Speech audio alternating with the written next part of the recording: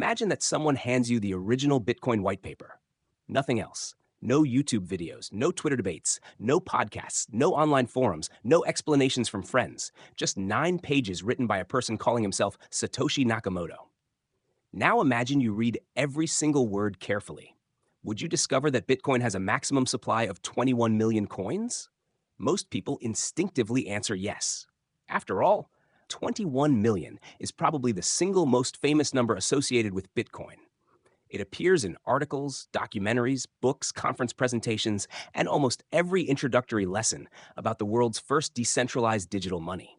It has become so deeply woven into Bitcoin's identity that many assume it must occupy a central place in the white paper itself. But here's the surprising truth. It doesn't.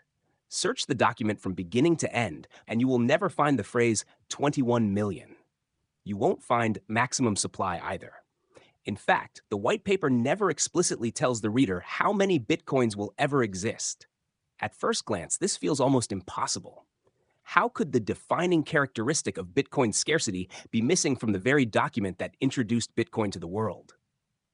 The answer reveals something profound, not only about Bitcoin, but about the way mathematics can communicate ideas far more powerfully than words ever could. To understand why, we first need to understand what the white paper was actually trying to accomplish. Many people unconsciously treat the Bitcoin white paper as if it were an instruction manual describing every aspect of the system. It isn't. It is much closer to a scientific paper. When scientists publish a paper, they don't attempt to describe every possible implementation detail of their invention. Instead, they focus on solving a specific problem and demonstrating that their proposed solution works. Satoshi did exactly the same thing. The title itself tells the story. Bitcoin, a peer-to-peer electronic cash system. Not Bitcoin, the complete monetary policy. Not everything you need to know about Bitcoin. Not why there will only ever be 21 million coins. The white paper had a much narrower objective. It asked one revolutionary question. Can two strangers exchange digital money directly without trusting a bank, a government, or any third party? For decades, computer scientists believed the answer was no. The greatest obstacle was known as the double spending problem. Digital information can be copied almost perfectly. If money is just information, then what's stopping someone from copying the same digital coin and spending it over and over again? Previous attempts all relied on a trusted authority to keep track of ownership. Satoshi's breakthrough wasn't inventing digital money. Digital money already existed. His breakthrough was inventing a system where trust itself could be replaced by computation, cryptography, and distributed consensus. That was the problem worth solving. And that is exactly what the white paper spends its pages explaining. It explains timestamps. It explains proof of work.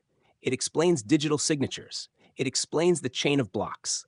It explains how independent participants reach agreement without knowing or trusting one another. Those ideas were revolutionary enough to change computer science forever. Compared to solving decentralized consensus, the exact monetary schedule was almost secondary.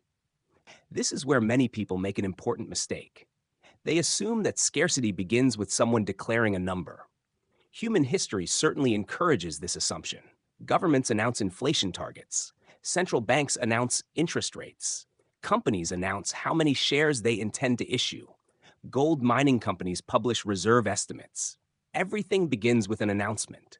Someone in authority speaks. Everyone else is expected to believe them. Bitcoin operates on an entirely different philosophy. Its design doesn't begin with declarations. It begins with rules. That distinction may sound subtle, but it changes everything. Suppose I tell you that a bridge can safely support 1,000 tons. You might believe me, or you might doubt me. Either way, my statement is still just a claim.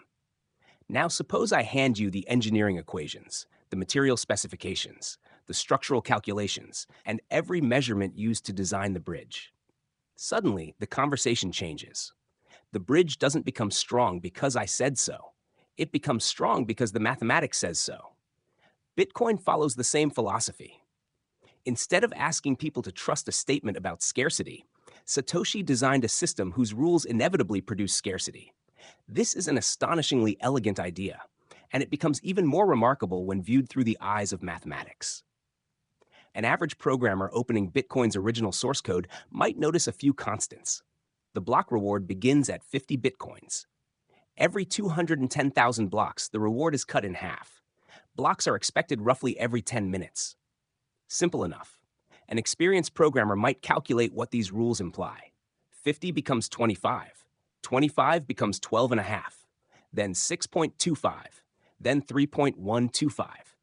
The rewards continue shrinking forever. Eventually, they become so tiny that no additional Bitcoin can ever be created. After enough halvings, the total approaches approximately 21 million coins. Most programmers stop there. They've found the answer. But someone among the world's top mathematicians might smile for a very different reason. They wouldn't see Bitcoin first. They would see a geometric series. The numbers themselves almost disappear. What remains is structure. What remains is pattern. To a mathematician, beauty often emerges not from complexity, but from inevitability. A beautiful proof is admired because every step flows naturally into the next.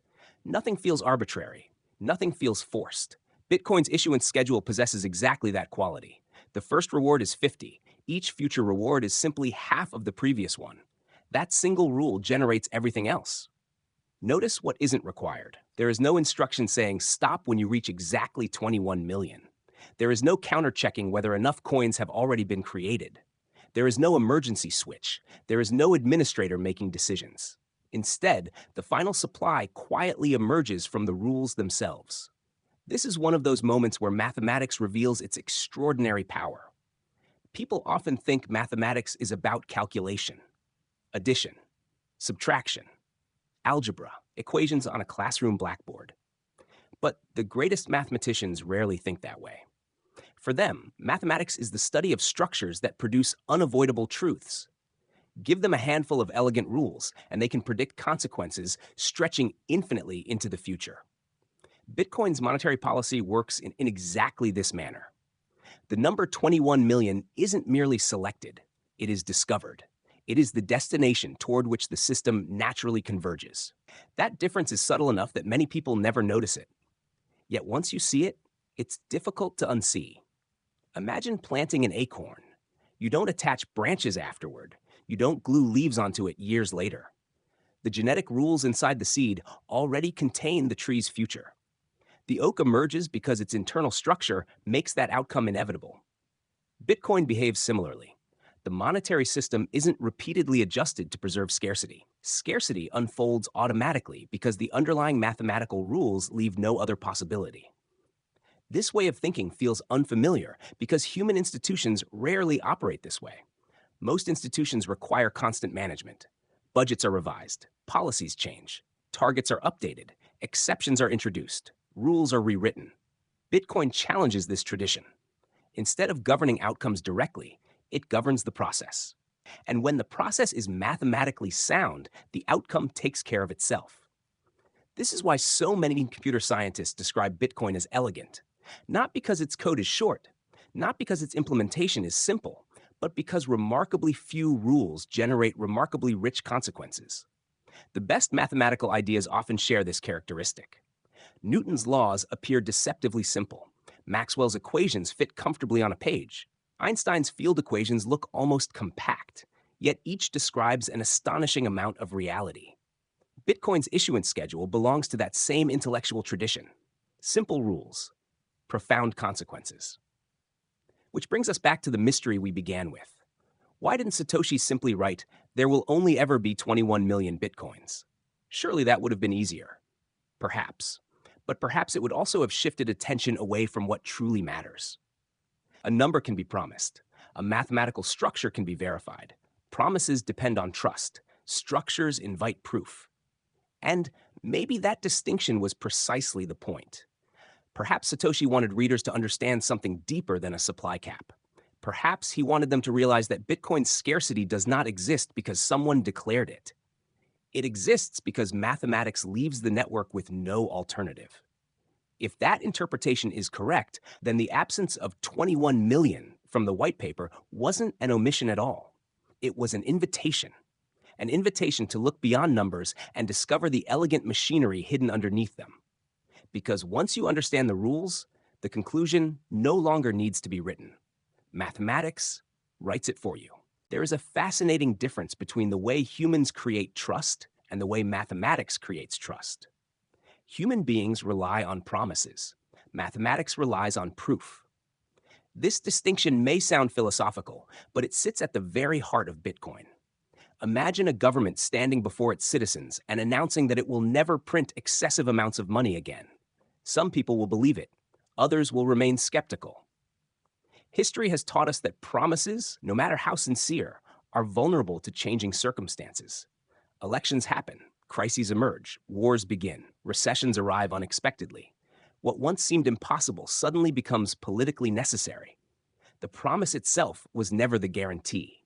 The guarantee depended on the people making it. Now imagine a publicly traded company announcing that it will never issue additional shares. Investors may welcome the news, but they also know that boards can vote. Policies can change. Emergency financing can become unavoidable. New management can reinterpret old commitments. Again, the statement depends entirely on human decisions. Bitcoin asks a radically different question. What if scarcity didn't depend on anyone's integrity? What if it didn't matter whether the creator was honest? What if the system itself made dishonesty irrelevant? This is where Bitcoin quietly separates itself from almost every monetary system in history. Satoshi never asked the world to trust him. In fact, he designed Bitcoin so that trusting him would become unnecessary. Think about how unusual that is. Most inventions become stronger when their inventors remain involved. Companies depend on visionary founders. Governments depend on respected leaders. Organizations rely on experienced managers. Bitcoin moved in the opposite direction. The less Bitcoin depends on its creator, the stronger it becomes. That is an extraordinary design philosophy, and mathematics makes it possible. When you download Bitcoin software and run a node, something remarkable happens. The software never asks you whether you believe in Satoshi Nakamoto. It never asks you whether you trust the Bitcoin Foundation.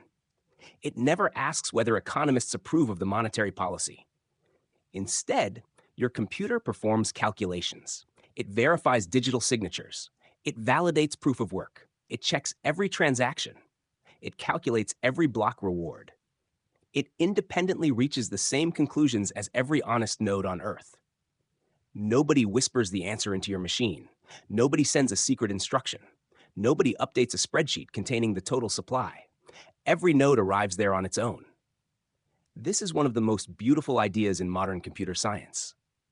Independent machines, operated by strangers scattered across every continent, all arrive at exactly the same answer, not because they trust one another, but because they obey the same mathematical rules.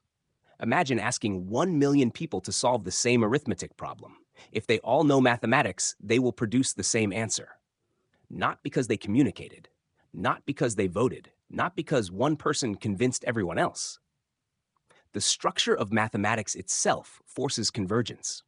Bitcoin applies this principle to money. That may sound simple, but its implications are profound. Money has always required a trusted record keeper. Someone had to maintain the ledger. Someone had to determine ownership. Someone ultimately had authority.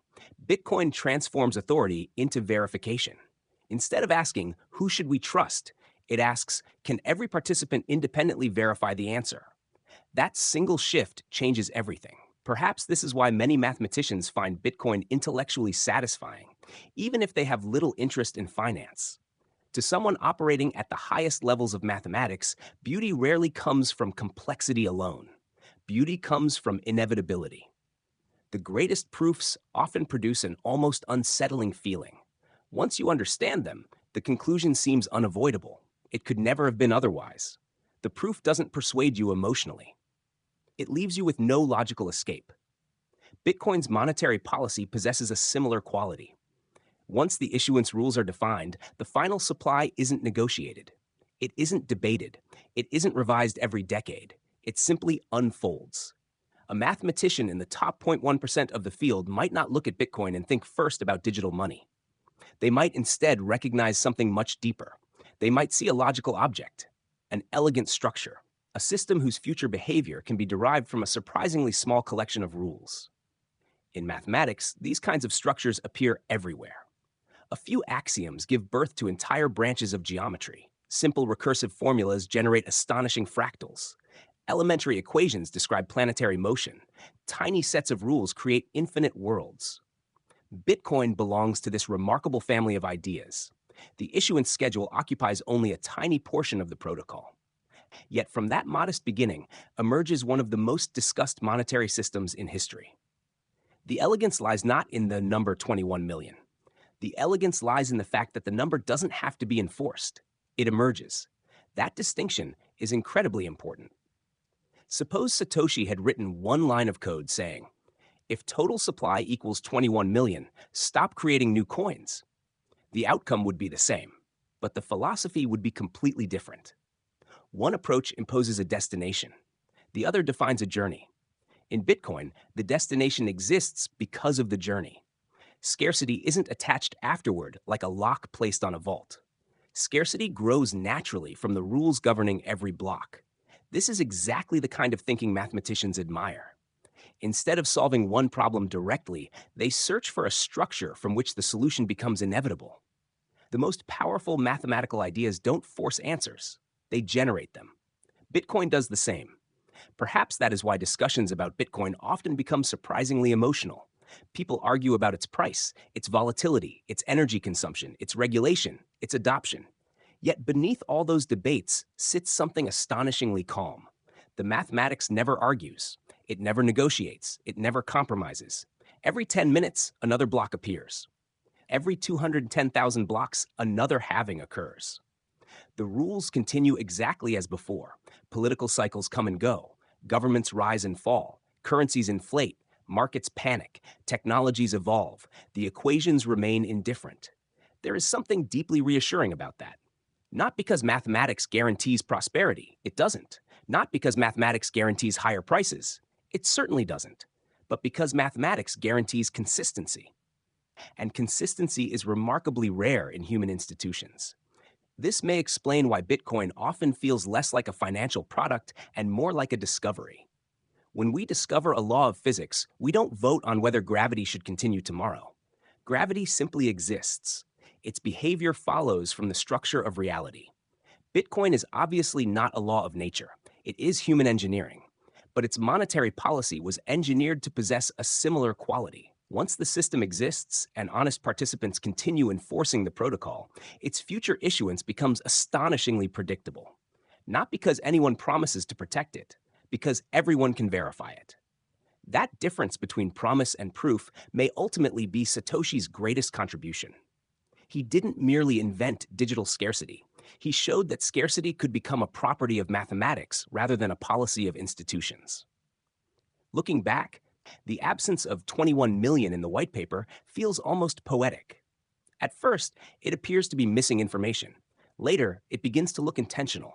The white paper teaches principles before conclusions. It teaches mechanisms before numbers. It teaches processes before outcomes.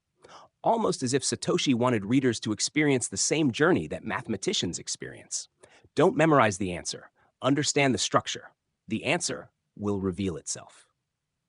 That philosophy reaches far beyond Bitcoin.